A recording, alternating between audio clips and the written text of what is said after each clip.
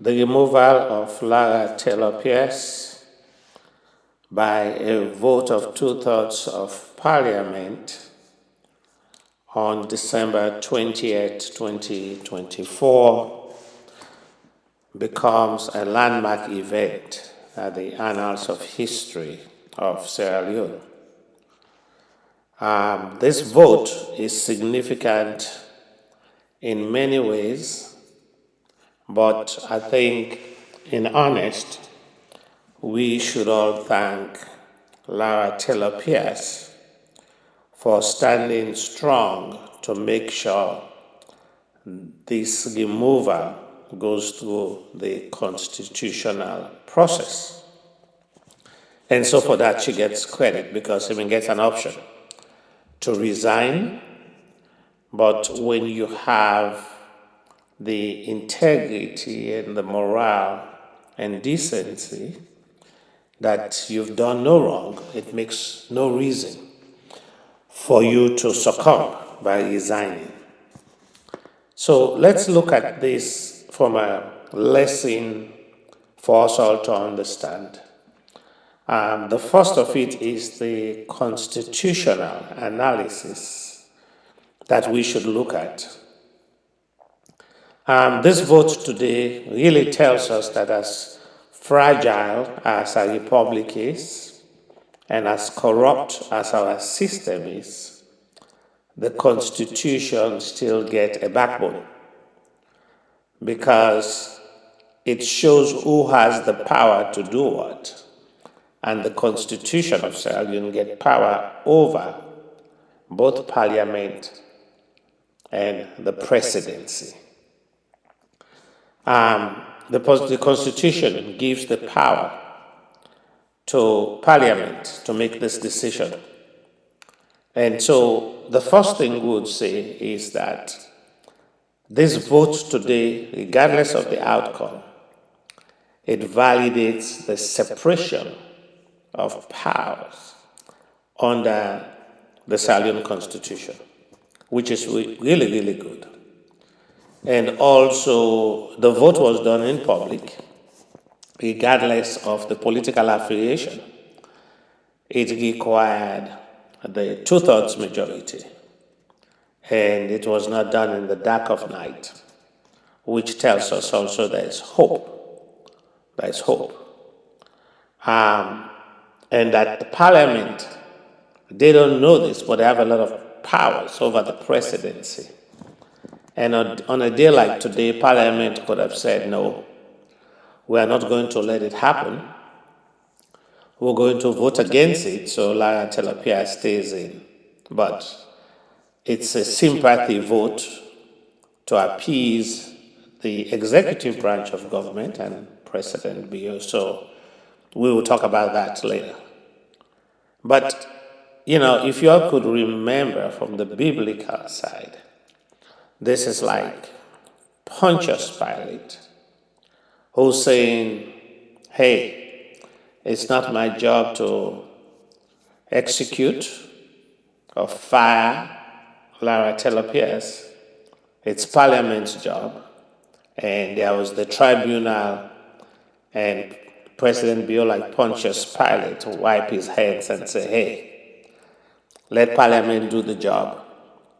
And we see how the politicians in Parliament voted to remove Lara Taylor-Pearce. So thank you, Lara, for making sure that our Constitution works, because you could have just resigned and we would not have this constitutional test.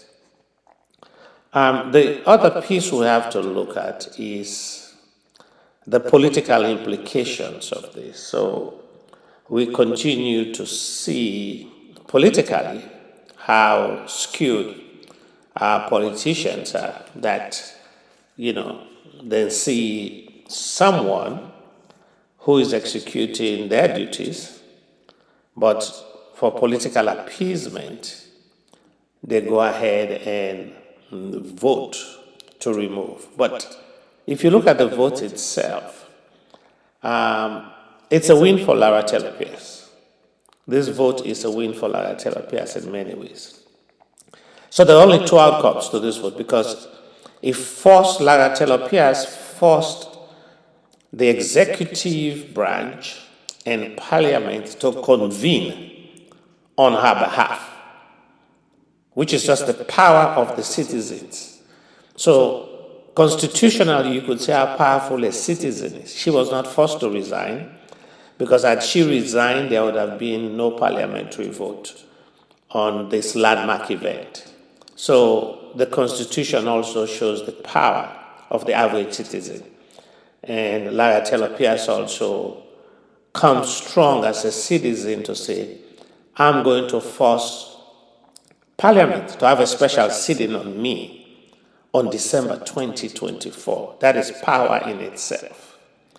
There are two outcomes that could come out. We know that. One is a no to remove, and the other is a yes to remove. So let's look at the no to remove, what that would have done for the presidency.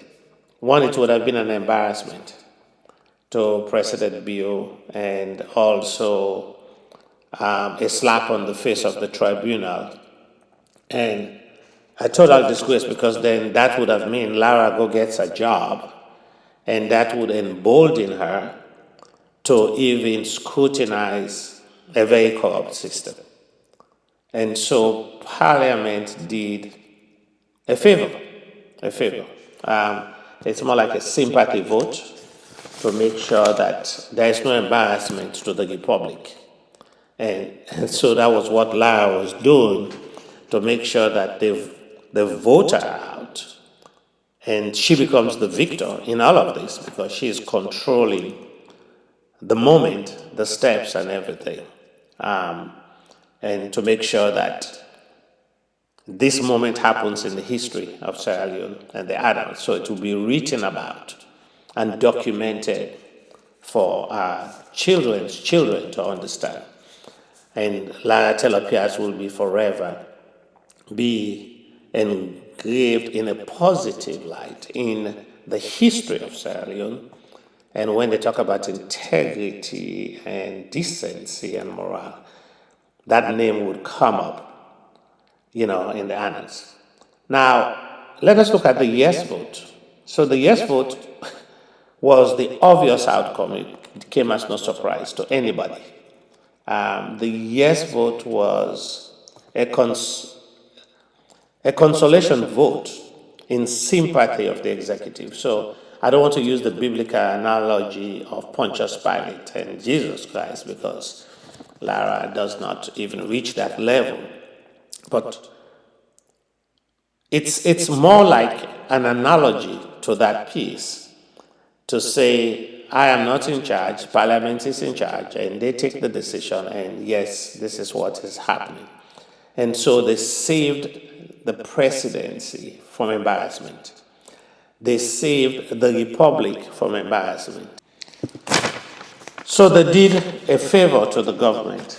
But now let's turn to Lara Taylor-Pearce.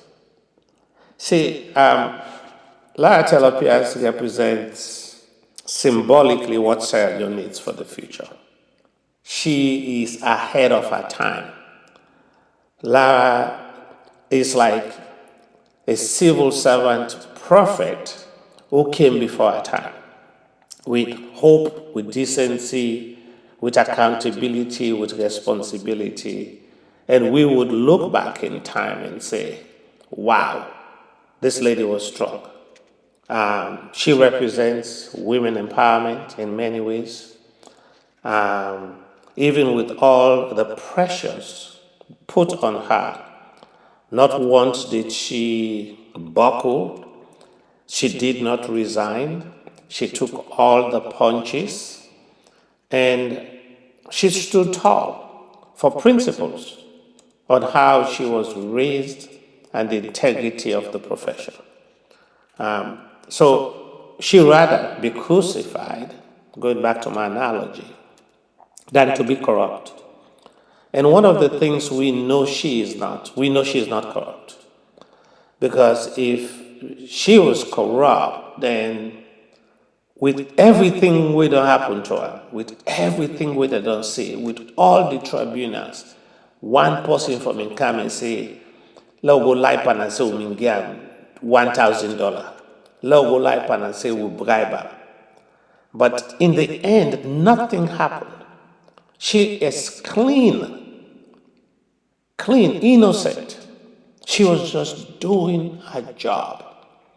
And she was crucified for doing her job. And it sends a message that sometimes you just have to die for what you believe. And don't give in to who you are, to how you were raised, to your integrity, and to your morals. See, Lara Taylor-Pearce now becomes a role model, not only to young women, not only to professional accountants, but to all of us. To say, stand for what you believe, tell the truth, say no to corruption, and be strong even if you are persecuted or prosecuted.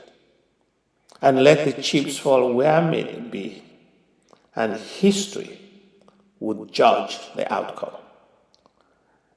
And as I wrap up this moment, I'm going to make a prediction that Lara Taylor-Pearce, that Parliament today dismissed, before history is said and done, the same Parliament would have to endorse her as a finance minister of Sierra Leone to come.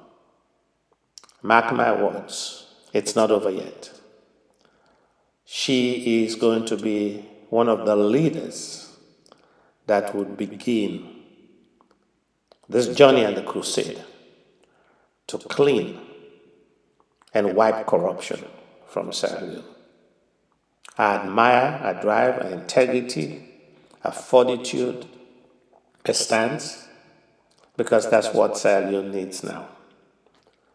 People who will take the punches for all of us to understand that there is the Constitution, there is separation of powers, there is integrity, and we know there is also partisan politics. But decency would always prevail over evil and corruption. Congratulations, Lara Taylor-Pearce, on your removal from office. You showed us how to be strong and how to be a professional.